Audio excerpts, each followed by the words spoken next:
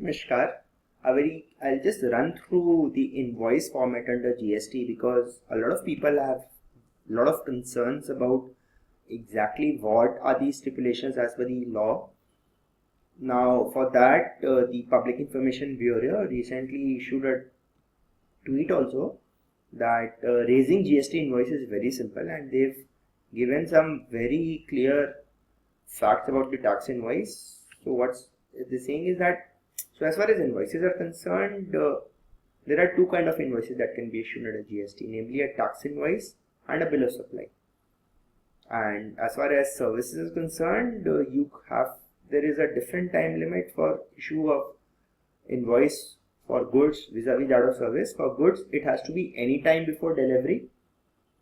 So that is either the tax invoice or the bill of supply. Let's say in case you are opting for the composition scheme, then you cannot issue a tax invoice, but you will rather issue a bill of supply. For services, it is within 30 days from the date of supply of services. Now, what did the CBC come with the help of Public Information Bureau? So they said there are some apprehensions in trade circles that the GST invoices have to be issued as per prescribed format, and that issuing invoice is going to be a burdensome process. Friends, this is not the correct. There are some important facts about GST provisions related to invoice are highlighted for the information of all stakeholders. So there was this multiple points that is said, like for example, all GST taxpayers are free to design their own invoice. So what was the facts? All GST taxpayers are free to design their own invoice format. That's one. GST law only required that certain fields must be mandatory in the invoice. The time limit for issuing invoice is different for goods and services. For goods, it's anytime before delivery. For services, it's within 30 days from the date of supply. Small taxpayers like small retailers doing a large number of small transactions up to value of 200 rupees per transaction to unregistered customers need not issue invoice for every such truncation. They can issue one consolidated invoice at the end of each day. So for example, if I'm selling ball pens, or if I'm selling let's say pieces of handkerchiefs, so 5 rupees, 10 rupees, 15 rupees, 20 rupees, each value is less than 200 rupees. So am I supposed to issue a GST invoice to each such person? No. At the end of the day, I'll consolidate and I'll issue one consolidated invoice, cash sales. However, in case a customer so demands, then you can have to issue an invoice.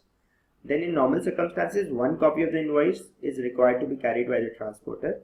However, GSTN provides a facility to obtain an invoice reference number, and if a taxpayer has generated this number, his goods need not be accompanied by paper invoice during transportation. So you can just quote that number. So frequently, what happens is that transporters will say that paper invoices have got misplaced, mutilated, torn or lost.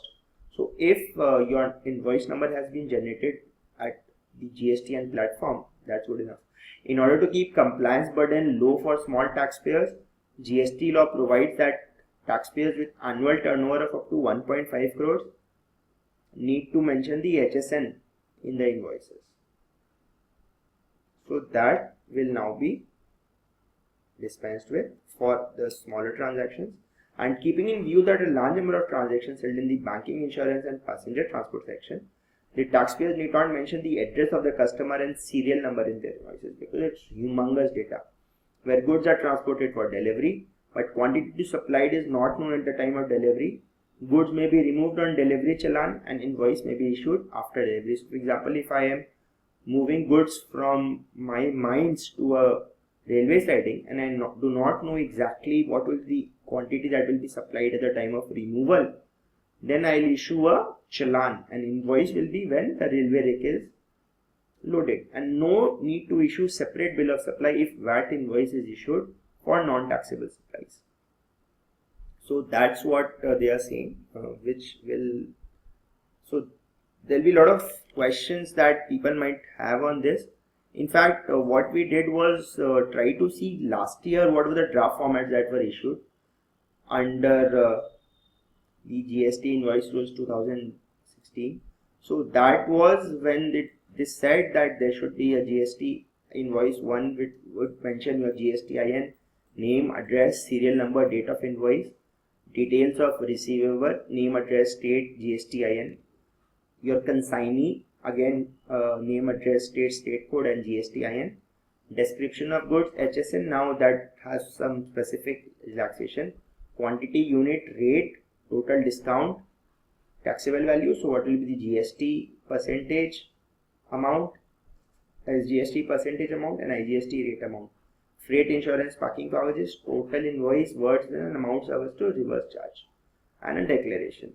So that's how it was envisaged, but now they've clearly told that as long as the desired fields are there, they will not be finicky about what exactly is mentioned in that particular invoice.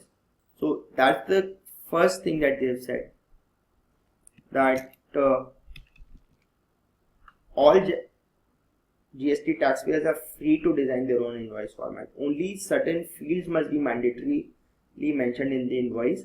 Small taxpayers doing so, this we have studied, and so that's how it is. So thanks. In case you've got any questions, please leave behind in the queries in the comment section, and I should be glad to answer.